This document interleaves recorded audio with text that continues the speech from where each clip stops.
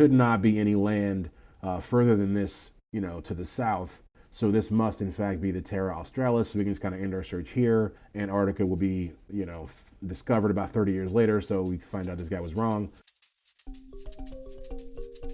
My name is Richard Dix, and this is How Did That Happen? A podcast where I look at everyday things or events and try to figure out how they came to be. Every week I will research one topic, and by the end of the episode, I hope to truly have the answer to the question, how did that happen? Hello, and welcome to another episode of How Did That Happen? This week we are discussing Australia. Is it a continent? Is it a country? Is it both?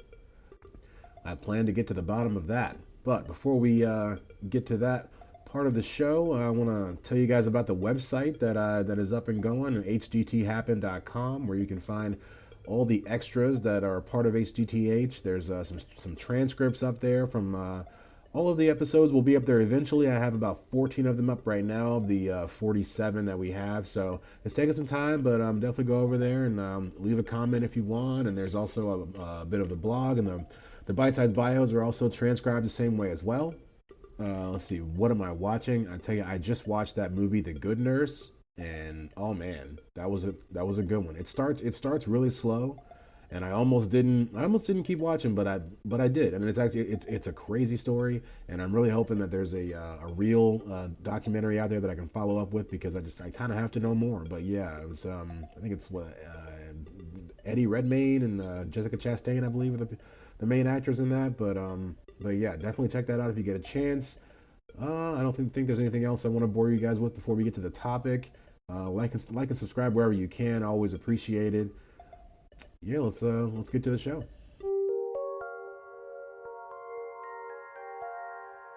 All right, so let's dive right in. The name Australia is derived from the Latin Terra Australis, which means southern land. And so this was a name that was used for a hypothetical continent in the southern hemisphere during the ancient times. And so this is kind of a wild idea. The idea is that if there is land in the northern hemisphere, then there has to be land in the southern hemisphere to balance out the globe.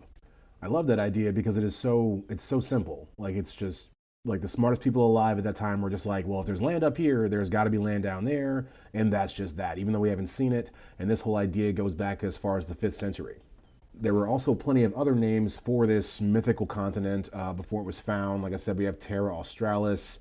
Then there was Terra Australis Ignota, Incognite, which stands for the unknown land of the south. Then there's a Terra Australis Nondum Cognita, which stands for the southern land not yet unknown. All this stuff sounds really mysterious. Let's see what we have here. And then there's like Magellanica, which is the land of Magellan, and a bunch of other different type of names that you would see pop up on maps during that time for this mythical part of the world that had yet to be discovered. Let's see, Matthias Ringman called it the Aura Antarctica, Antarctic land, in 1505, and that was because basically Antarctica was also grouped into this whole idea of this mythical southern continent. And sometimes when some of the explorers, when they first found Australia, thought they were actually finding Antarctica. And so for the record, Australia is both a country and a continent. It's the only one of its kind. And one of the articles that I read best described it by saying that, quote, Australia is a country that is part of a continent that's also called Australia, all of which are part of a region known as Oceania, which Oceania really is just a created idea to classify all the island nations in that area, and they include Australia in that. It's a little weird, but when I was growing up, I was taught that Australia was a continent. Now I'm hearing all this Oceania stuff, and I've always thought it was pretty cool that that Australia kind of was that only continent, I guess besides Antarctica. But Antarctica, no one really lives there, so it's not really the same thing. But yeah, Australia is both a continent and a country. It's pretty interesting. And it is considered to be the oldest, flattest, and driest inhabited continent with the least fertile soil. And it is what's known as a mega diverse country. And let's see, it has deserts, rainforests, and mountain ranges, which is pretty interesting when you think about it. It's kind of how America is as well, I guess, minus the rainforest. But when you look over the landscape of America, you can find a lot of different climates, and I think that's interesting. I didn't know there was a rainforest in Australia. I'll be honest, I thought it was all just deserts, and I guess I knew there were mountains there. I don't know. And so now we're going to talk about the Aborigines, which I'll be completely honest and say that I think about 5 years ago, maybe 10. I'll give myself some credit. I found out that they even existed. I did not know. I didn't know that there were like native people there before the Europeans came. I really didn't. I don't know if I was listening in history class or not. But yeah, so when I found that out. So that was news to me. I'm gonna learn some more things about them here. So the indigenous people in Australia are broken down into two different groups. You have the Aboriginal people are from the mainland and Tasmania, and then there are some from the Torres Strait people who are Melanesian, right? And for a long time in my life, once again, because I don't know much about Australia, I didn't know that Tasmania actually existed. I thought it was something that was made up by Looney Tunes. Imagine my surprise when I found out what a Tasmanian devil actually looks like. Nothing like the cartoon, if you're wondering. People have been living on Australia's mainland for at least 65,000 years. And so I said it's one of the oldest inhabited continents in the whole world. And those people, they came over from land bridges and short sea crossings from Southeast Asia. And this was thousands of years before humans even made it up from Africa to Europe. And the land bridge thing is a wild, idea to me. They say that happened a lot, even for the people who came over into America a little bit. But I wish, we could find one of those. Just wish we could lay eyes on one of those right now, because it's still such a hard concept to quantify. But they really say those things existed. So, like I said, the Aborigines in Australia are one of the oldest continuous cultures on Earth. And when the Europeans first made contact around the 1500s, they were complex hunter-gatherers and had diverse economies and had over 250 different language groups, which I think is pretty remarkable when you think about it. Like that's a lot of language. There are a lot of different types of communication. So there's a difference, or excuse me, there's evidence that about 3,000 years ago there was contact between the Indians and the Aborigines. We're talking like the South Asian Indians, and because they share, this was found because they share about 11% of the same DNA, which is pretty wild if you think about it. I mean, who would have really ever guessed that? So they are part Indian, and I'm sure there's a story there. The indigenous people believe in something that they call dream time, and this is going to be a really hard something to kind of understand and explain, but it's actually pretty interesting. It's pretty much how they try to understand how the world was created and how I guess the afterlife works and different stuff like that. So for them, it's called dream time or dreaming. And it represents the time when the ancestral spirits progressed over the land and created life and important physical geographic formations. And it can also be called the every when. It has a bunch of different names for it. And so they see past and present and future as like a cyclical thing. And they also believe that some of them believe that the world started as flat and then was carved out by what they call a rainbow snake. A rainbow snake. And so this idea, that one specifically, is shared by the northern part of the Australian Aborigines, and the other country, or the other part of the country, believes that the original ancestors were called a Wangina. I feel like there's somebody out there with that name for sure. And Wangina is the most significant creation spirit, and it's associated with the rain and therefore the seasonal regeneration of the land and all natural resources. And the body of the Wangina is often shown covered with dots that represent the rainfall. And I've actually seen some pictures, and I probably will post it on the website or the Twitter page that actually shows where they dress up and dot themselves off in that same kind of garb. And I do believe those are sirens in the distance that I was just hearing there.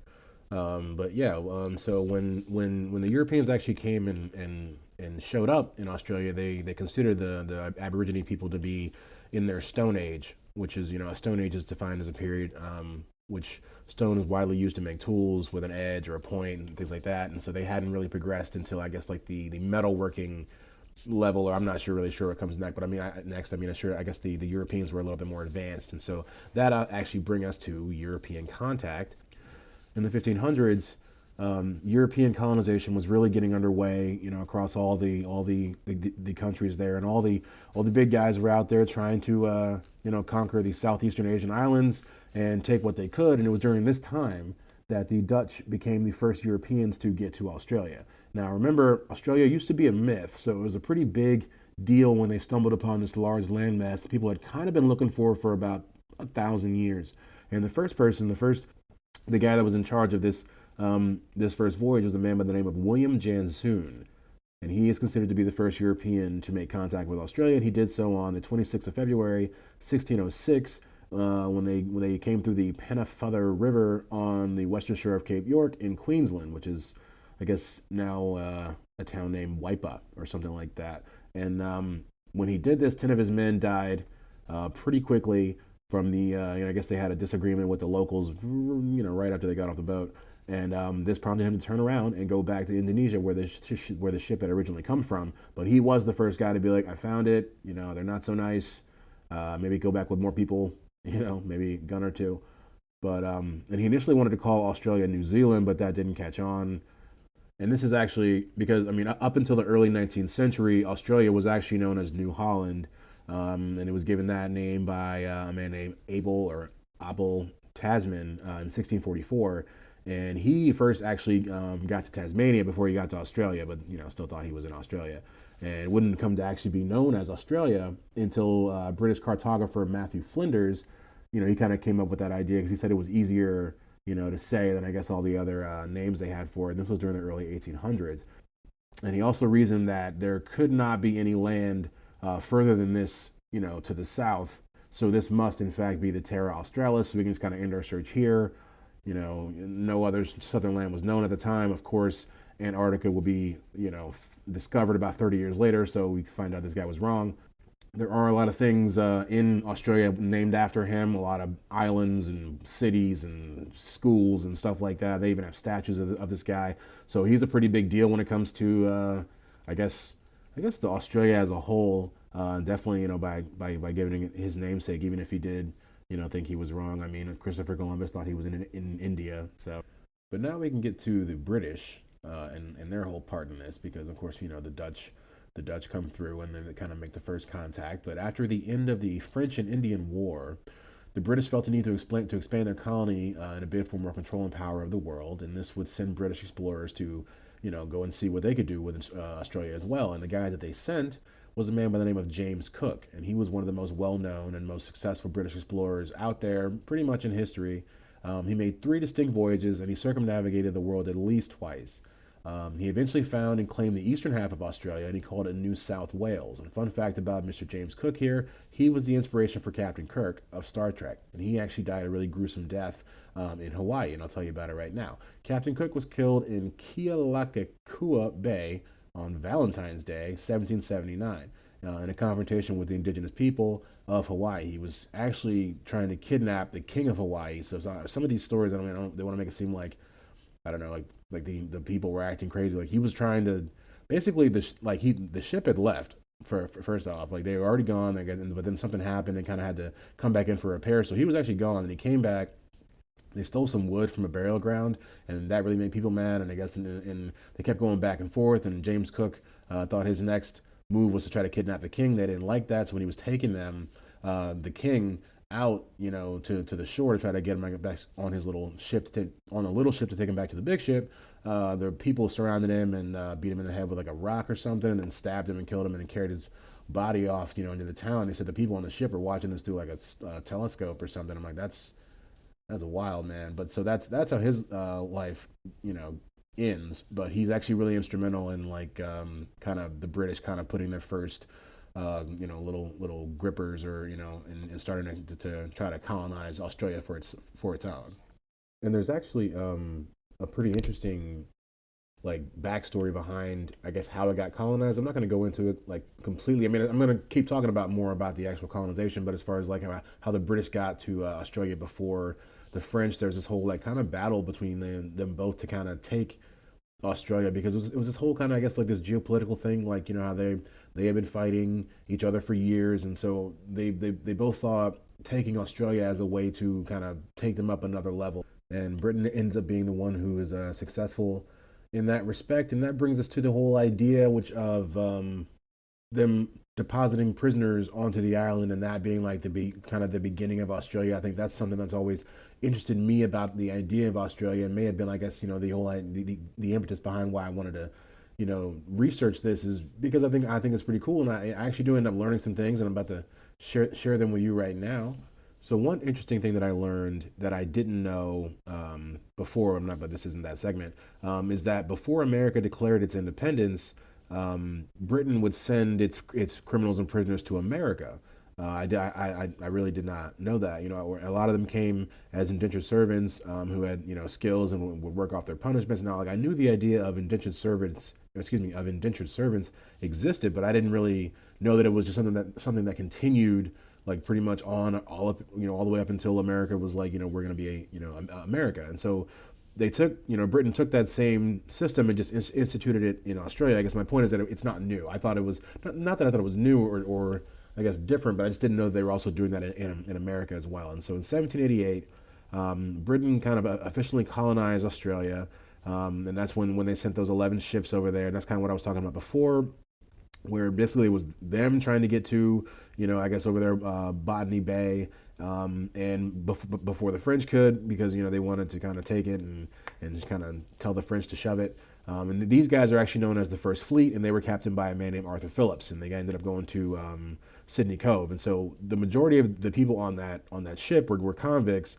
and most of them were male. And so the goal was to establish a colony, discipline the prisoners, and find a way to work with the indigenous population, which like most indigenous populations and colony clashes, it went about the same way. A lot of disease, a lot of fighting back and forth and killing. So it's sad, but it's kind of just the way of the world, unfortunately.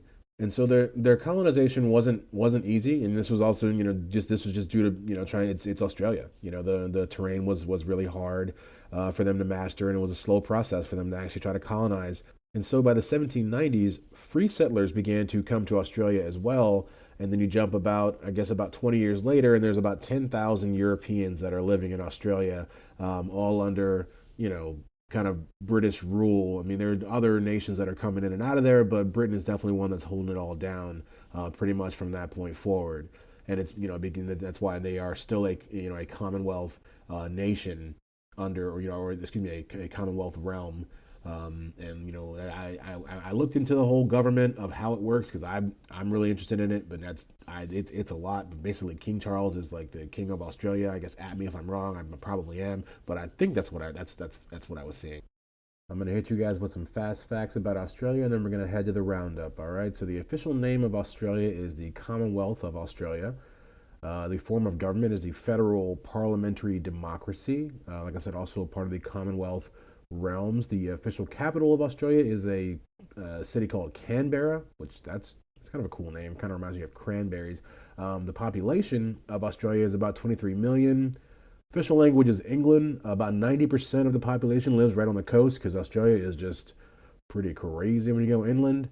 Let's see, they have super huge mountain ranges. They say they get more snow than the Swiss Alps. I didn't even know that. Like I said, I didn't know Australia had Alps. Because I'm that uncultured. Let's see. They say Tasmania has the cleanest air in the world. Kangaroos only exist in Australia, which is something that I've never thought about, but is pretty interesting when you think about it. I guess you don't see them anywhere else. I mean, I've seen them in zoos, but you never think about I guess they're just in Australia. And that is how Australia happened. And now it's time for the roundup. The roundup. The roundup. And we're going to round it up. Australia is one of the largest continuously populated continents in the world. People have been living there for 65,000 years. Europeans first made contact in the early 1600s. By the 1800s, Britain would colonize the whole country. Things I didn't know before. And now I know them. Never heard of these things. What are they?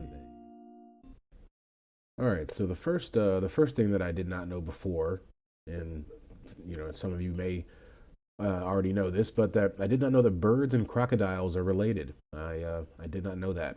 I guess it makes sense because dinosaurs and birds, must be related because birds are dinosaurs, right, or something like that.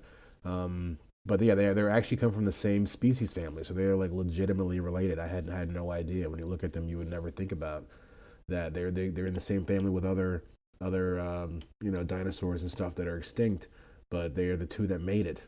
Interestingly enough.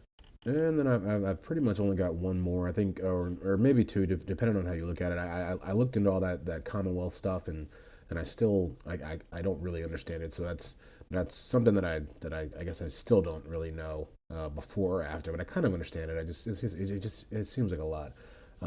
Let's see. The last one that I'll say before I get out of here is that Australia is the only continent, they say, without an active volcano on it, which is pretty interesting when you think of it. I never really thought about that, but you do see volcanoes on most continents, but they say it doesn't have one. All right, that's been another episode of How Did That Happen? HDTH. As always, thanks for pressing play. I appreciate all the new ears we get, as well as the ears that come back from week to week. As always, stop by the website, hdthappen.com, or hit us on the Twitter page at hdthappen. Let us know what you think. Even if it's bad, I'm down for it. I'll read what you got. I'll take anything. Just trying to get some engagement and trying to grow this podcast. But yeah, I think that's pretty much it. See you guys in a couple days with the Bite Size Bios.